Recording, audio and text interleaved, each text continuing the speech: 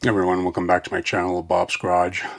Like I was saying earlier, haven't done a video for a long time, just been busy doing things that probably people wouldn't be that interested in.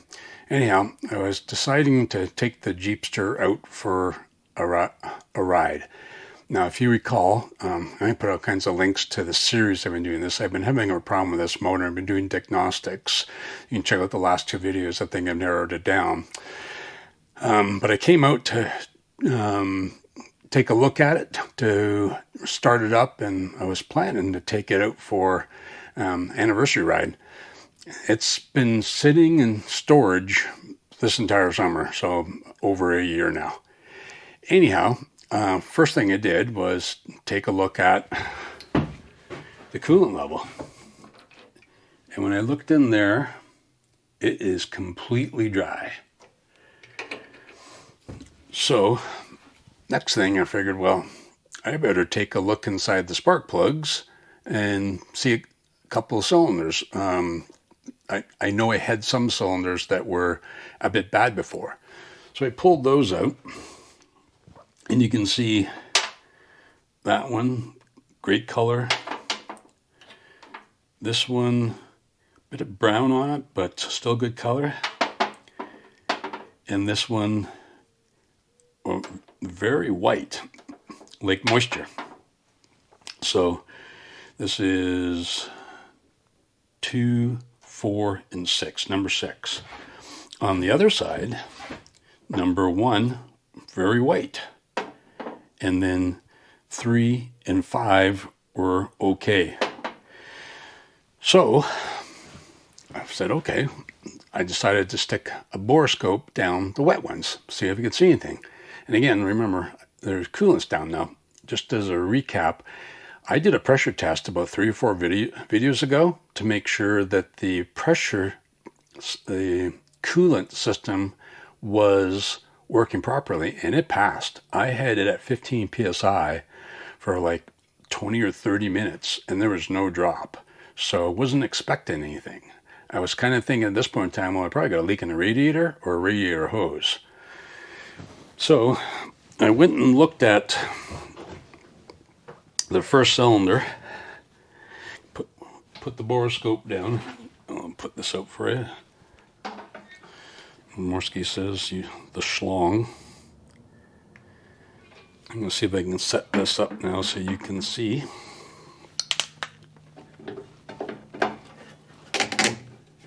And it's going to be a bit dark as my videos usually are because I didn't put a light in. Anyhow, I'll bring a light out with me. First cylinder, and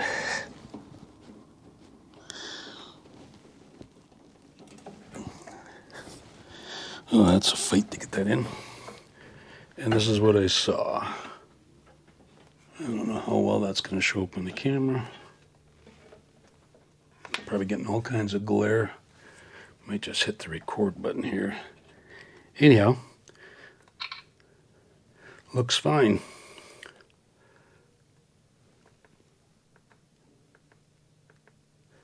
Yeah.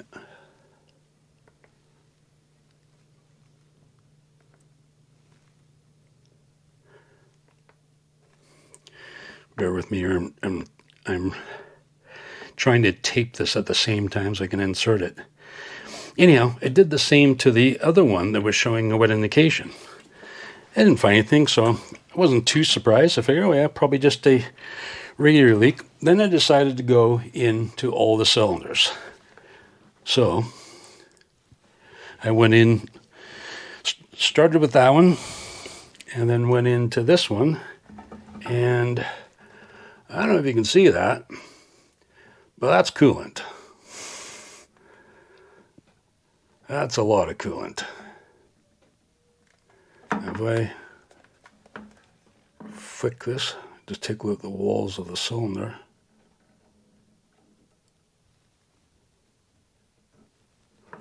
Walls of the cylinder luckily aren't too bad. Get the top there, so it's pretty near close to top dead center. Anyhow, that was a surprise and discouraging. So I figured I'm going to go to every single cylinder. And it went through, so that was number 4 on that side. And then I went over and did all of these, and then I got to number 3.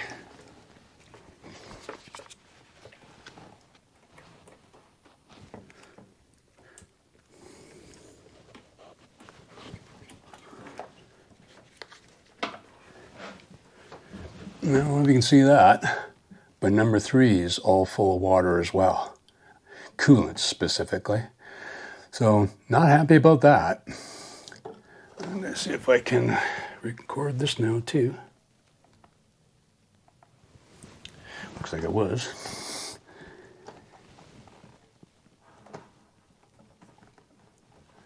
Wiggle that around a little bit. But there it is. Coolant all in that cylinder as well. So, like I said, I went through all of them, and only that cylinder, number 3,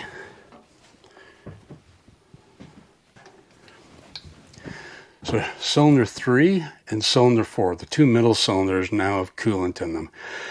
So I'm going to get my vacuum pump and take the coolant out of there so that at least won't do any damage, and I'm going to open up the drain plug on the oil pan, see what's got down there. But this is a completely different change. Now, having said that, I ran this a lot in previous years. This year, the car's been sitting for a year.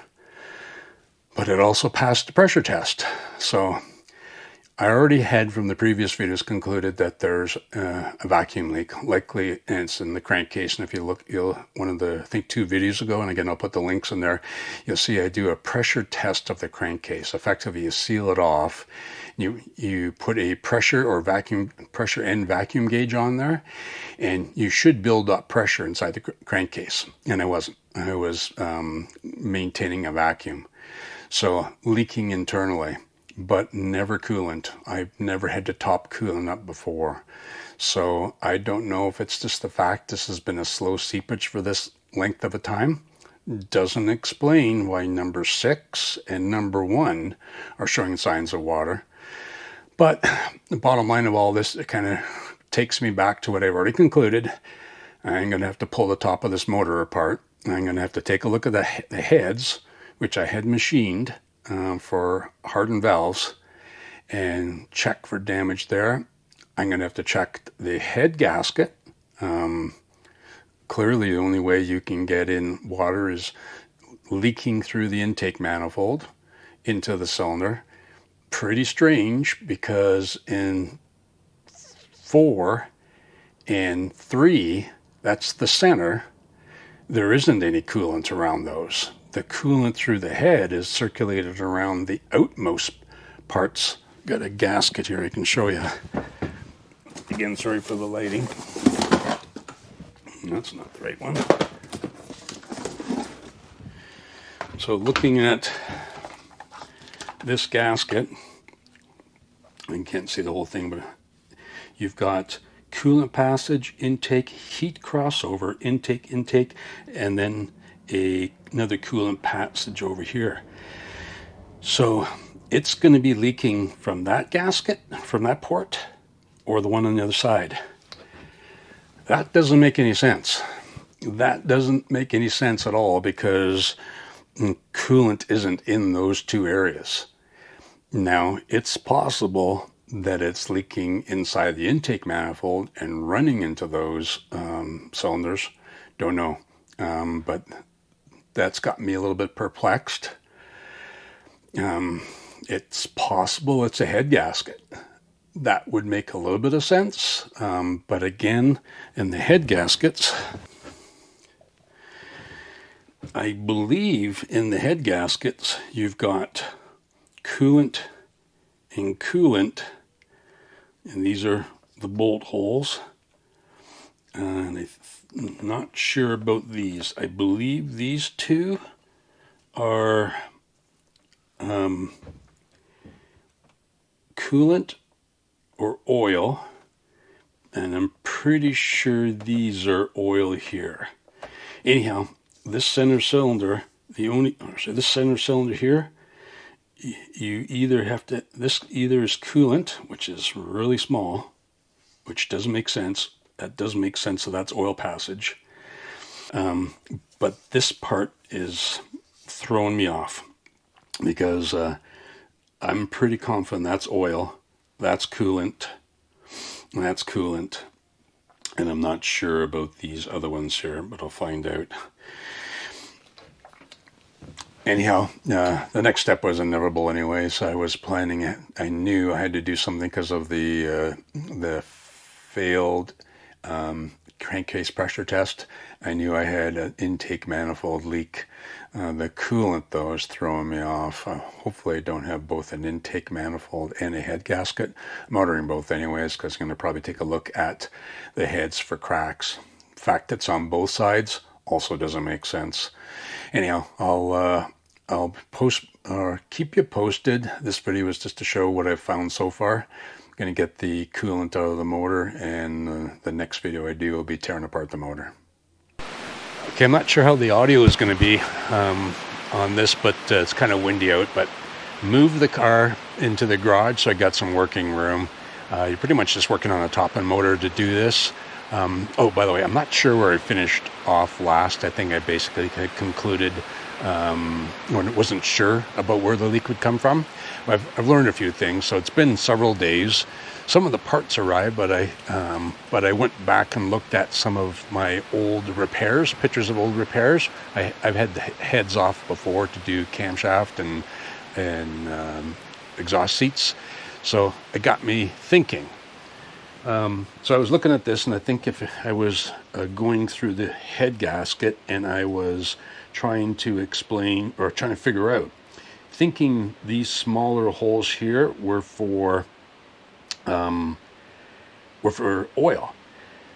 Then I started to realize, well, no, there's going to be between the cylinders in the center, there's going to be some sort of a steam relief or heat relief for circulation, so it's got to be coolant. Then one of the new gaskets arrived, so made sure I got a much better. This gasket was the one I had before.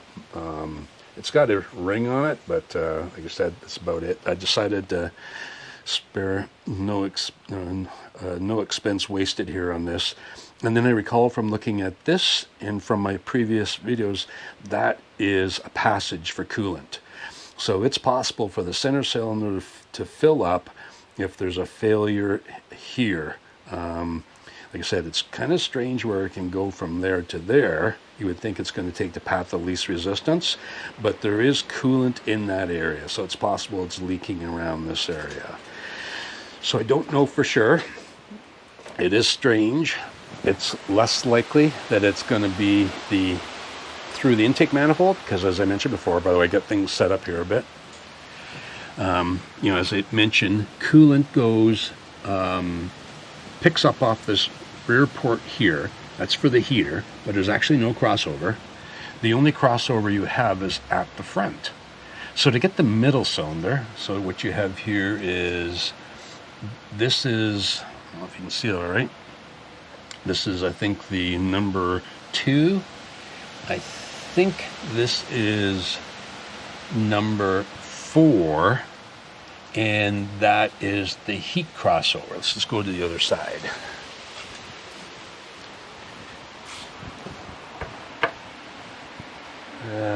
No, it's the other way around. So that is, not 100% sure. So coolant intake, oh, here it is. So that's the heat crossover. So that makes sense. 2 at the back, 2 at the front. So there's no way this coolant path here can get to that runner on the back. Similarly, on this side, you can actually see, because of the gasket down there, you can see the two up. So this is the number 2 and 4, and there's the exhaust crossover there, and then back there is number 6. So the only way, again, for coolant crossing over here to get to that one is going past that. So that doesn't make sense. So the coolant leak can't be from the intake manifold if it's the second cylinder, unless it's flooding so bad that it's leaking into here and filling in there, and it just happens that this intake valve is closed and that intake valve is closed. So if that's the case, we're going to find coolant all over the intake. I'll take a peek down through the carburetor here just to make sure. So I've already gotten ready to pull apart. One way it's going to be pulled apart, something's wrong. I took the battery tray off. I'm starting to drain coolant. I'll pull the intake manifold. Real easy. I'm not going to bring you back for the details. Intake manifold, 2 bolts, 3 bolts, 2 bolts. So basically it's 10 bolts for the intake manifold, hose, heater hose, top heater hose, bottom heater hose, thermostat. I'll move the alternator out of the way, probably get the distributor cap out of the way, disconnect some heater lines, get them out of the way. A vacuum kick down, or vacuum for the transmission, booster vacuum, just clear it out. So you've probably done this yourself, not a big deal. Get that out of the way, bring you back when I pull the intake manifold, and the heat riser for the thermostat extra alcohol. So I'll bring you back when I got that out and we'll take a look. In the meantime, like I said, I'm going to put a probe down there, open up the butterfly and take a look, see if there's any coolant in the intake manifold. Again, extremely unlikely, but I'll take a look. Because it's that would mean that this intake's closed, that intake's closed, it flooded this intake and seeped into that. It's just too many cracks, so unlikely. So anyhow, like I said, I'll bring you back for that. If I find something along the way that looks kind of interesting, I'll bring it back earlier. And other than that, I'll just show you removing the intake manifold. The other thing is, learn this the hard way. So the intake manifold, I've drained down through the bottom, through the rad, through the drain petcock. But on these Buick engines, like Buick, Oldsmobile, Pontiac, the water pump and the housing, timing chain housing extension there, only removes coolant from the, circulates coolant, I should say, about halfway down the block. So if you don't drain the block through these 2 petcocks, or I shouldn't say 2 plugs on either side, when you pull the head, you're going to get coolant in the motor. So just to prevent any more unnecessary mixing of coolant into the oil, and I won't be reusing the oil. But anyways, to minimize mess, I'm going to drain the block completely. I learned that the last time. I just drained the rad, pulled the heads, and a bunch of coolant came out because the level in the block was equal to those ports for the water pump, and that they're not low in the block. As I said, I'll bring you back once I've got get ready to remove the head. So I got everything, all kinds of things in the way here, but I'm going to try to get it off. All the hoses have been connected. I've gone around once, getting no real big surprises. Going to try to lift up the front and pull it forward. I've already broken the seal, just so, because again, it didn't take much, which is surprising me because I used a bit of silicone there.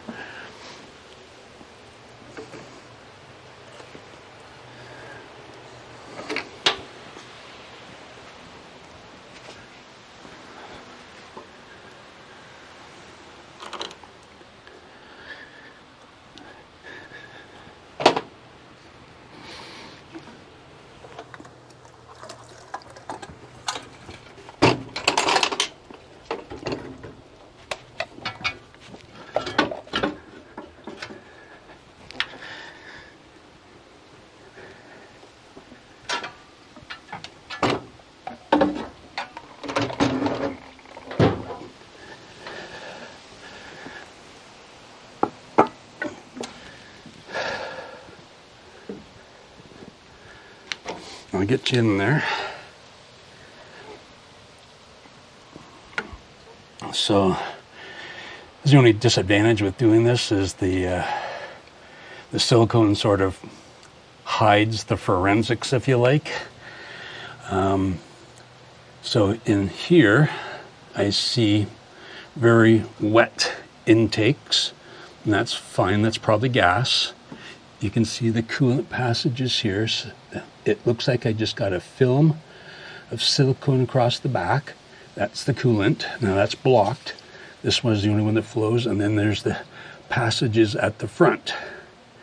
So nothing strikes me as being surprising. There's no evidence here on this side. There's the crossover, so 2 in the front, 2 in the back. Crossover came that way. No evidence of any real leaking. Having said that, like I would imagine in burning or some sort of a witness mark, it surprised me how easy this came off. On the other side,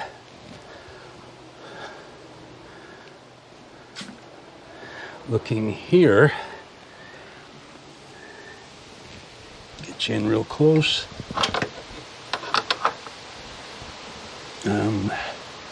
So again, not really seeing anything here.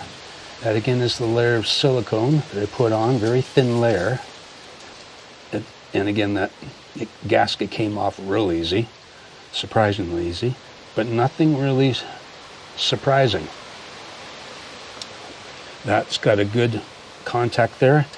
All I can say is the driver's side seems to have, the less contact, if you like. And again, my theory was that it needs a thicker gasket, so that could explain it rests on the China rails and it's not tightening down. But I'm not seeing much there. And it looks like I did good, didn't drop too much material inside the motor. So I'll take a look at the intake manifold now. There's still going to be gas in the carburetor, so this could be a bit of a mess.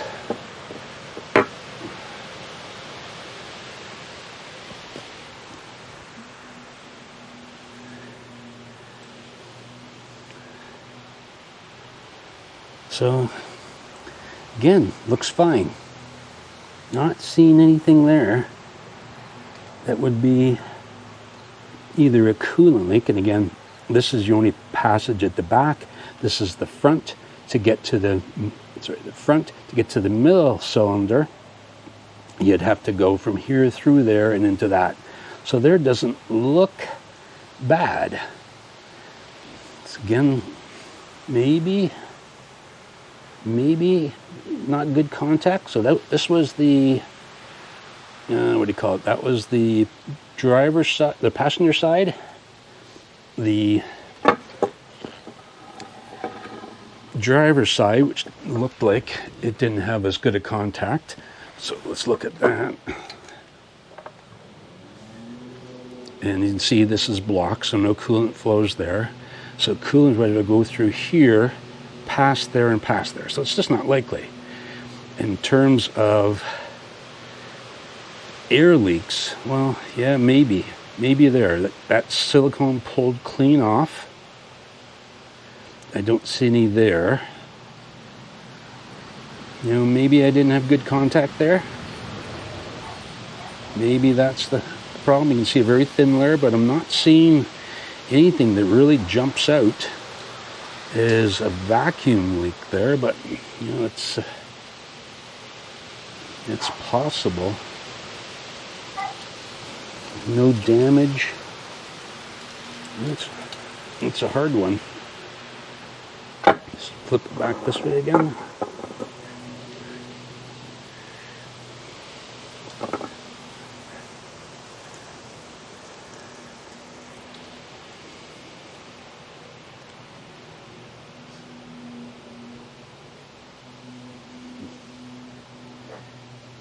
It feels like there's good contact there. You can see the embossed areas there. Hard to say. No smoking gun that I can see on that.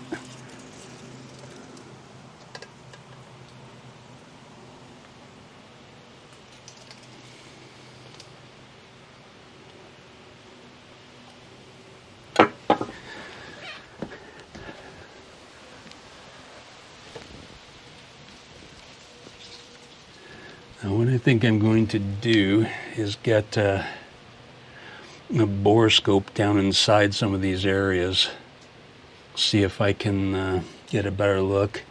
A little bit of silicone left there. And it's possible that it just did not get a good seal. That peeled off nice. It's possible it just wasn't a thick enough gasket, because yeah, it's not clamped down terribly hard. I'm going to get some paper towels into this motor to protect it. I'm going to grab my borescope, take a look in some of these areas, and see if I can see anything else related to the coolant leak. So again, hope you can hear me because it's kind of windy out, but I think I've got a bit of a theory, and that's, I'm going to get you right close. That's the exhaust crossover right there. So I'm just trying to shine a light across the surface of it. Exhaust comes across underneath the intake manifold and to the other side. Well, what I can see is right there, it looks like I had exhaust coming through. You can see staining here, and you can see a bit of a path there. So I don't know how well that'll show up on the camera. So if that's correct, now I don't see it on the other side. Swing around.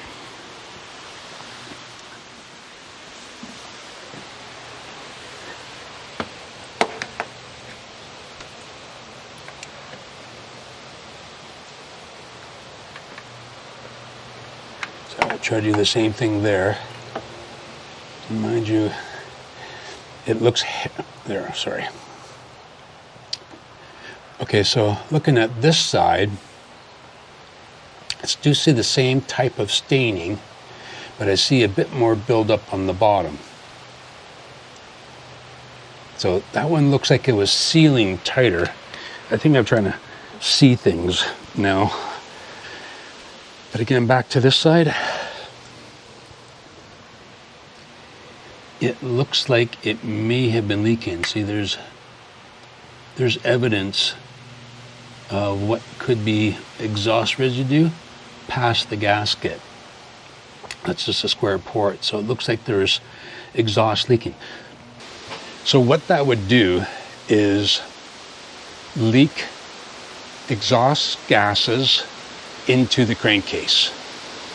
It'd be a small leak, but what that's going to do is develop a bit of pressure in the or gas flow in the crankcase, which is normal. You get that from blow-by from the pistons, but this would be more excessive. What that could do is cause more air flow from the crankcase, because you basically have an air leak, if you like, into the intake manifold, because through the PCV valve. So that might tend to lean things out a little bit. So that's dumping a mixture of, you know, the fresh air gas mixture plus through the crankcase this burnt gases. So if that throws off the PVC, so in other words, it's sensing pressure and relieving pressure into the intake manifold, that's going to drop vacuum. So that's a possibility. It could be that the crossover was leaking the crankcase, pressurizing the crankcase, and it was causing a lean condition. Having said that, I didn't measure a positive crankcase pressure, so it doesn't quite fit. Anyhow, that's the only thing I can see. The matching side on the intake manifold, if you recall,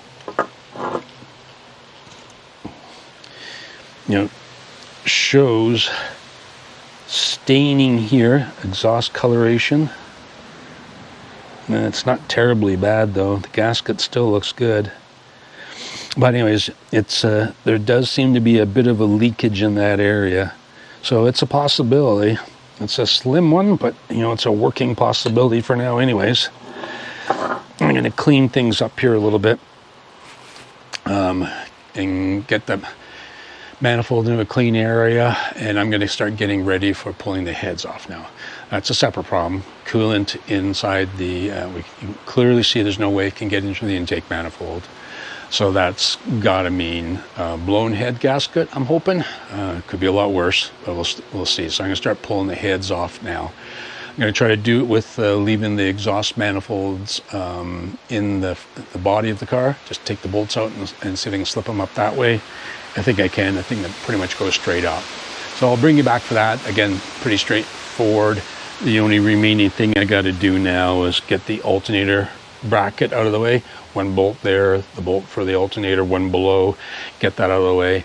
And, you know, the exhaust manifolds, 6 bolts on either side, leave them in place and just lift the heads out of leg. I'm going to keep all the push rods in proper order and take a closer look at that once we get them out as well. So I've progressed fairly well. This car's really amazing. I wish they still made them this way. You can take everything apart with a 5/8 and 9/16 and a 1/2 inch wrench. It's so easy to work on. Anyhow, ran into no problems, really easy. The only thing I have to say is I think the passenger driver's side the head bolt seemed a little bit looser. Had a 3-foot breaker bar and didn't really take much effort. So I got a little bit of help to show with taking the head off. First of all, this is where I am. All the head bolts are out. The rocker arm assemblies are taken off.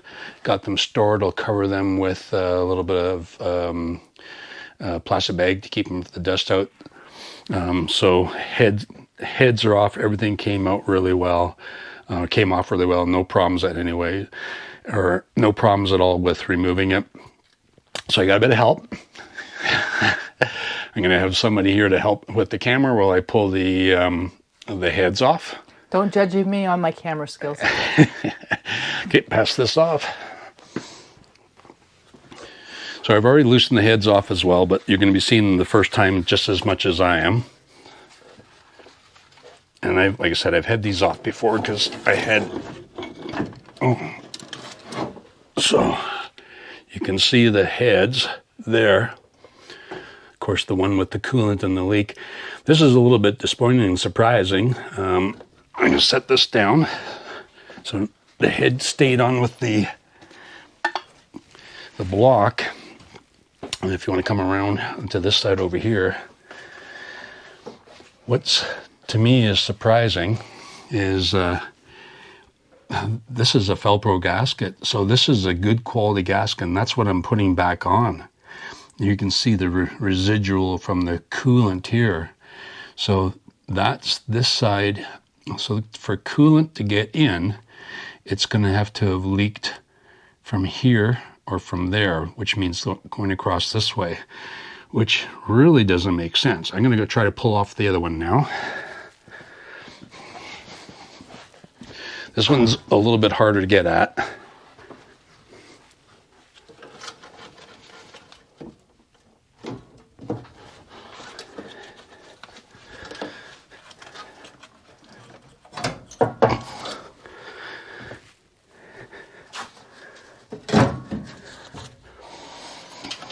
Exhaust manifold was just in the way.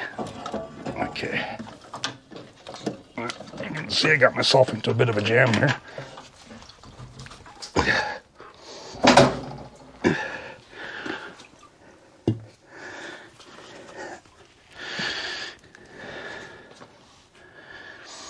Nothing to be seen there either. I can set this down.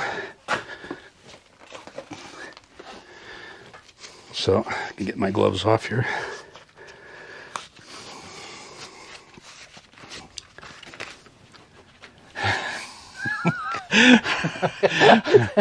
Okay, good help there. No, that's coming out. Okay, so down here, same thing. I really don't see a problem. You can see the cylinder that was wet. That's the passageway for antifreeze there, passage there. So that looks perfectly good. The other passages for the coolant are here. But again, this is the only one that was leaking. So I dribbled that when I took the head off. Well, this is really surprising not to find. I thought there would have been a much more obvious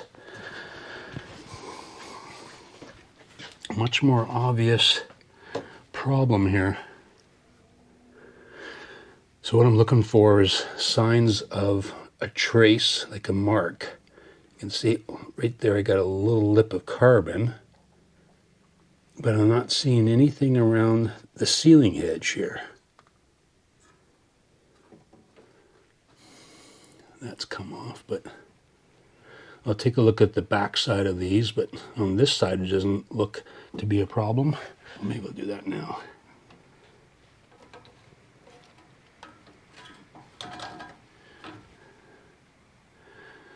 So I don't see any problems back there.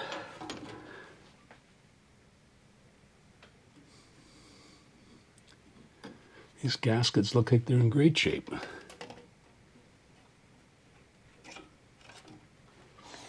Let's go to the other side.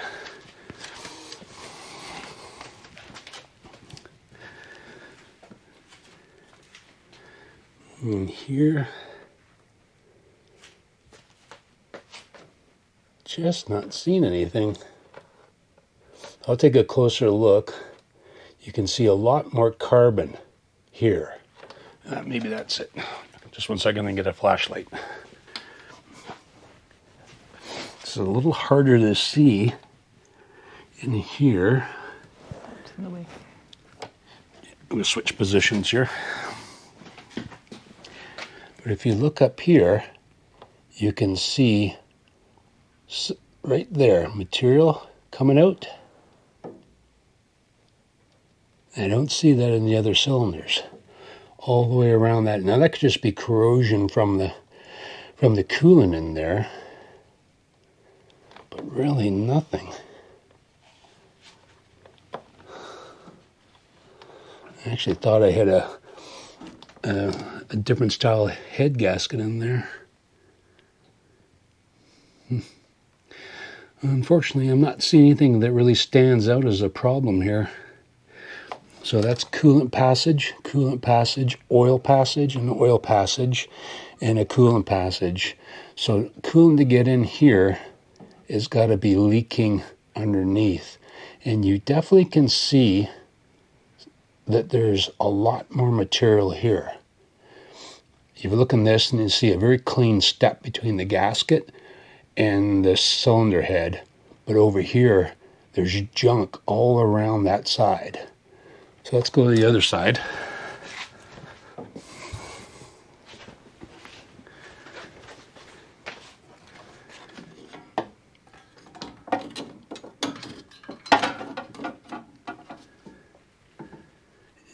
Not really seeing that there. That's pretty even on all of those cylinders.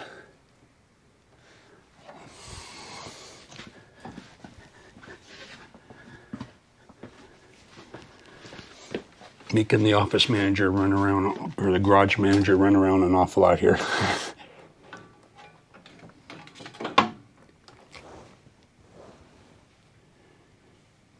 Yeah, nothing that really stands out there. I'm going to do a bit of cleaning. Some sludge in the coolant, but nothing really surprising there. Going to do a bit of cleaning here and see if I can see something. All I can see there is a bit heavier of a buildup, but whether that's from the coolant setting or if that's something that was happening, but I'm really disappointed. No smoking gun here. Okay, I'm getting kind of low in battery, so I'm going to make this kind of quick. I have not been able to find much evidence here. You can see this piston is cleaner. But that doesn't mean anything. That could have been because the coolant was sitting there and washed any kind of carbon deposits away. On the intake manifold, on the head gasket, you can see a mark there and a mark there. This is the cylinder that was leaking, of course. On the back side, a little bit of rust staining, but nothing. On the head, let me grab a flashlight.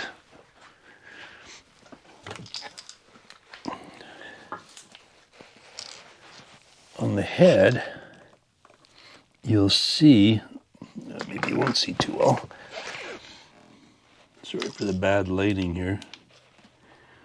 Right there, I'm going to try to set my light up here. Okay, I'll set it there. You can see this black speck. Now I was wiping away. It's right where my finger is. It was right on the seal ring for the cylinder. When I wiped it, part of it came away, but it was covering the seal ring. You can also see a mark there. Again, it's compression loss. That's not really the problem. Here you can see in the bottom another mark there, but that's compression loss, if anything. Coolant would be this passage here or this passage there. No real marks there. So that's the passenger side chamber. Up top, or I should say the bottom, you can see it's got very little compression or combustion material. But, oh, there we go. But there's no coolant there. So it's got to be, to get coolant in the cylinder, it's got to be up here. Well, this is the closest thing, which is opposite of this mark. You have these areas here, so maybe, but not a smoking gun. On the other side, you've got a little bit of a mark there, a little bit there. But again, this is the cylinder was the problem. Nothing on this side. On the back side, there's another mark, but again, not the cylinder. So there's the coolant line. There's the cylinder. That would be number 5, but that wasn't the problem. It would have to be something over here. So it's possible, and on that, on the motor, you're not going to see that too well. Could not find, just one second. I could not find anything there. That piston is cleaner, but again, that's probably the coolant. But I could not find anything that would look like. Okay, battery went dead. Anyhow, finish my thought. I can't find a smoking gun here. Closest thing I can see is on this side. And again, doesn't explain why. No, dead battery there now. Let me grab another flashlight.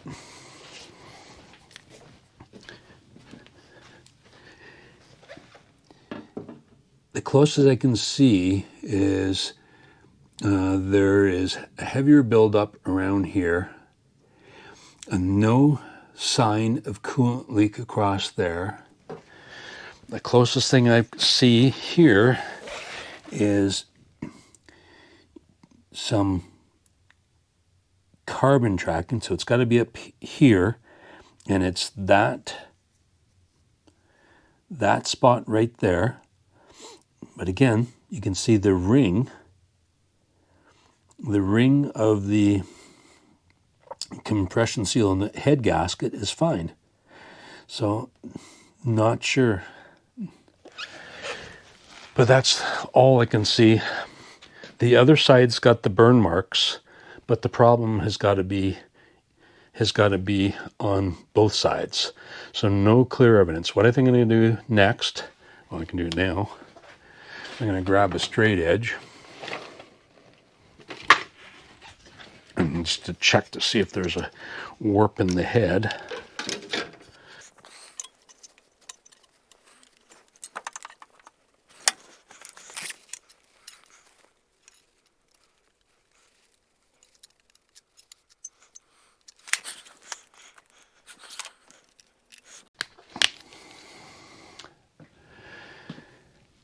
Well, I'm at a loss. Like I said, I saw that little fleck, but it's on the opposite side of the coolant passage. So I'm not really seeing anything that would show as a coolant leak. And clearly had a lot I'm gonna spend some time to take a look at the heads more closely, get them out in the sunlight, and go around and take a little look, and I'll bring you back if I see anything. But at this point in time, I'm not seeing a smoking gun, and I don't know how you can get that much coolant in the combustion chamber of 3 and 4 without having some sort of an indication of a problem. What I can tell you is I'm going to spend a great deal of time with, now I scraped that surface of the head. I had the heads machined, so they're good. And I spent a great deal of time with a wire brush cleaning the top side of the deck of the block. I think I'm going to get some 220 sandpaper in a block, and I'm going to go across the head or the block deck, and I'm going to sand that to make sure it's perfectly flat as well. If there's any imperfections, I did notice a little bit of rust on the passenger side here. It's not on the driver's side, and again, the problem is on both, but I'm going to try a little bit there and see if that helps out. So anyways, I'm going to sleep on this tonight, and I'm going to pick up tomorrow, and I'll bring you back at that time to see if I found anything then. Okay, another day's passed, so I'm starting to put it back together. And, from where I left off before, I really haven't found anything. So what I'm doing, and I think I did it before, is I'm being extremely careful with the mating surfaces. I basically found a little piece of debris, whether that could have been the cause, but I saw some parent blow-by pass O-rings. So wire brushed. Then I took a 300 grit on a piece of machine steel, and I went back and forth on the deck, and same thing on the face of the intake manifold. And by the way, when I pulled off the gaskets off the intake manifold, they came off really well. No signs of any blowout at all. You can see the bit of silicone I put on around the ports and the coolant passages. But everything just popped right off, which got me thinking, maybe the torque's not right. I don't know. I'm just grasping at straws now. So I completely cleaned the surface, spent a bit of time, same thing, completely cleaned, did the same thing, machine steel with a 300 grit and sort of went over those surfaces, and after wire brushing them as well, washed everything down with brake clean. I'm getting ready to put the head gaskets back on, really feeling like this is gonna, nothing's really been accomplished here. But I really can't figure out what else to do.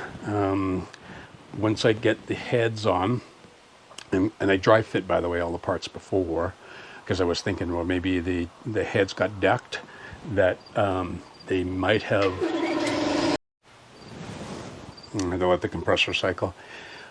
So back to where I said, dry fit everything. There's everything fit, again, without the gaskets, the dimensions are off, but there is still about a 50 thousandths gap between the intake manifold and the China wall. I was beginning to think, well, maybe it's when it was decked, the gasket on the China wall, that's that's this part here and that part. I was beginning to think maybe that was holding it up, because it didn't really feel like the gaskets were crushed. Like typically when you take off intake manifold gaskets and head gaskets, you're scraping off the gaskets. These all just popped off. So that's the closest thing I've got right now, is that, there wasn't a good seal. Now, when I'm going to put these back together, there's a range. I'm going to go to the high end now. I'm going to go to 80 foot-pounds for the head bolts, and that's done in sequences. But I'm going to try that out. But I'm not finding anything. So once I get the heads down and torqued, I'm going to dry fit the intake manifold again, and then I'll make the decision whether I'm going to put 1 or 2 gaskets, and whether or not I'm going to use Permex Ultra Seal, whatever it is, Permex Ultra, I guess it's called, which is what I used last time. But I'll have a better idea at that time. So I'll bring you back for that.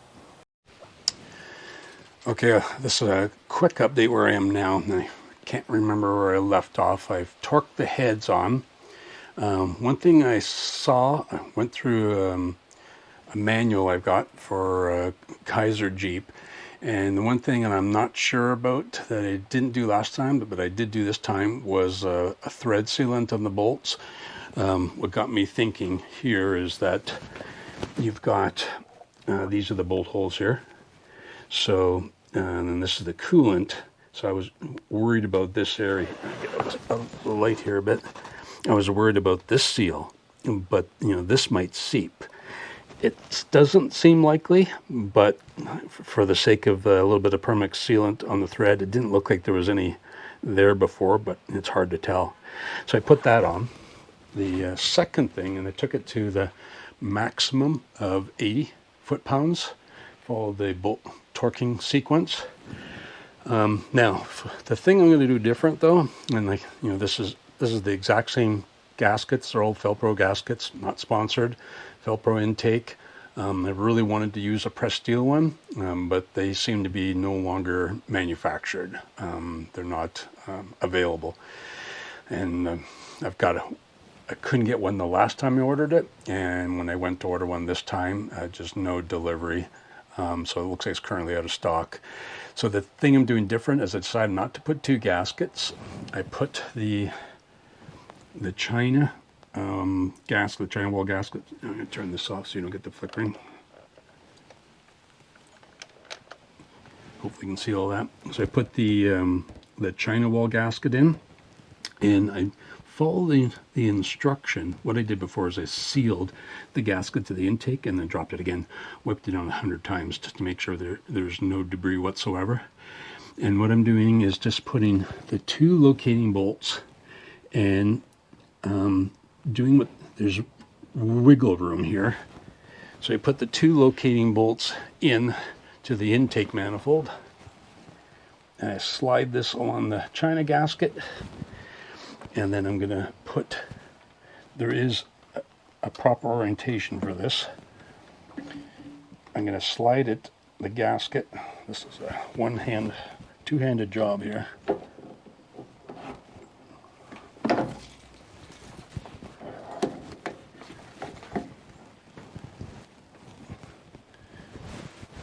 Okay, looks like, there you go. So I'm going to do what it shows in the assembly manual. I'm going to use two bolts in the slots. And again, there's only one way this can, well, I shouldn't say that. You can put this in backwards, but you can see that's the crossover tube lines up with this. If I was to move it around to the other way, I don't think it'll line up at all. But I've checked the other side already before I put it on. So slide this over and just slid it over the bolts like that. Hopefully you saw that. So it's back in place, and then I'll center it. And then I go through the torquing sequence, but there's a bit of give there, so I figured I'll do it that way. Gonna put it in completely dry so that the surface is as uniform as possible. These are all Felpro parts. So I'll start torquing it down, and I'll bring you back once I've got that done. So I got the Jeep all back together now. Really wasn't a whole lot more to film. It went together pretty quickly. I think I said it before. It's surprising how few tools you need with this. 5/8 down to 7/16, you can pretty much take the whole car apart. So it's back together.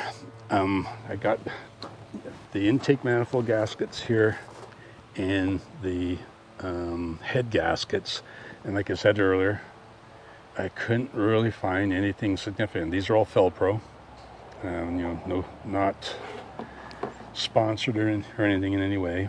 Like I said, I can see a few little marks here, but I can't really see anything. So I really don't, as I said before, have a smoking gun. I know I'm not confident. I put sealant on the head bolts, so certainly could have been a possibility. Coolant passage, and head bolts. That certainly could have just simply weeped back in there. Like I said, there's no indications of blowout. Frankly, if you could, looks like you could put this right back in again. Same with the intake. As I said before, I didn't put silicone around the crossover, so it's possible it was leaking on the exhaust crossover, but I can't see anything there. So to add confusion to it, all I can say is when I put it together this time, like I really spent an awful lot of time to really thoroughly clean, and I think I did that before. The heads were freshly machined, but I spent a lot of time to make sure it was thoroughly clean, washed down with solvent several times. Anyhow, I can tell you that this time putting on the intake manifold, I was much more confident it was positively located. When I did it before, it didn't feel right. And this time, I actually wiggled it back and forth. So it sat on the training rails. I decided not to put silicone, just do it as per the factory. But I wiggled it around. So in other words, I centered it on the valley when I put it in. I think that made a huge difference. When I torqued it down, and I went a ridiculous amount of times to gently torque it down, but when I torqued it down, it went very smoothly. It felt almost like there's like a cracking type noise, which I thought I broke something, but there's no signs of a crack whatsoever. So I think I might have not had the intake manifold square in the valley between the two heads, and dropping the gaskets from the top down. So these intake, you can, and I may be repeating myself here, so hopefully there's not too much glare. I put the bolt in for, actually, this is the way it would go in. That side goes up, it's going to only go one way. I put the bolts in for the intake manifold here and here, and I lowered them down. So I centered it into the between the two heads, and I slid this intake gasket in before. I didn't do that before. This is completely dry. The fact also that I didn't put any silicone around the heat riser, I started thinking, well, maybe this was leaking as well. Again, can't see really any marks, but it's a possibility. Anyhow, cut to the chase.